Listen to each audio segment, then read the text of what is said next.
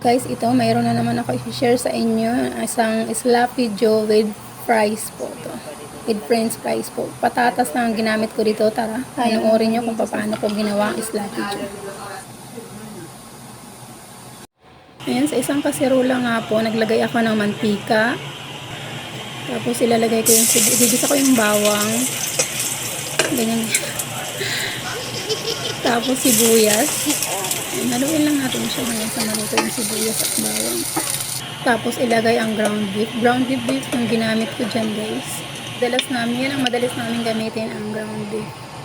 Yan, lutuin lang natin ng 30 minutes. 30 minutes kasi ako kung magluto ng ground beef. Kahit anong 30 minutes talaga siya. Tapos ngayon, lagyan na natin ng tomato can. Yung whole can tomato yan ang ginamit ko, guys. So, ayan, halo-halo lang. So, maglalagay ako ng sweet paprika. Ang ganyan lang. Tapos black pepper powder po. Lalagyan din natin. Ayan. Tapos dry basil dyan yung ginamit ko, guys. Tapos mustard ang nilagyan ko siya ng mustard din, guys. Ayan na magtatansya ko. Tapos yan asukal ang lagay ako para medyo tamis ng kaunti. Tapos naglagay din ako ng ketchup. Haluin lang natin. Patutuyuan natin yan yung pedyo tostado. Ayun, wala na siyang sabaw, so malapit na yung maluto. Medyo tostado lang siya. Patutuyuin lang natin siya. Parang na kayo nagluto ng spaghetti sauce, pero tuyo siya. So, ayan, pinatay ko na, guys. At ito naman, ayan, magbabalat na ako ng patatas kasi luto na yung aking giniling.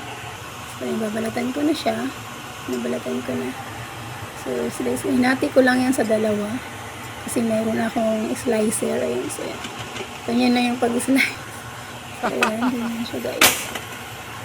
Ayan. Ganyan ang aking pag-ano sa aking patatas. Pang fries yan, guys. Tapos ko na. Tapos ngayon, lulutuin naman natin ang ating patatas. So, deep fry ang ginamit ko yan, guys. And ganyan lang. Mabilis na magluto niya at least walang yan, ready na to andyan na, tapos na ako magluto kaya handa na kumain, kain na tayo, guys. Thank you for watching.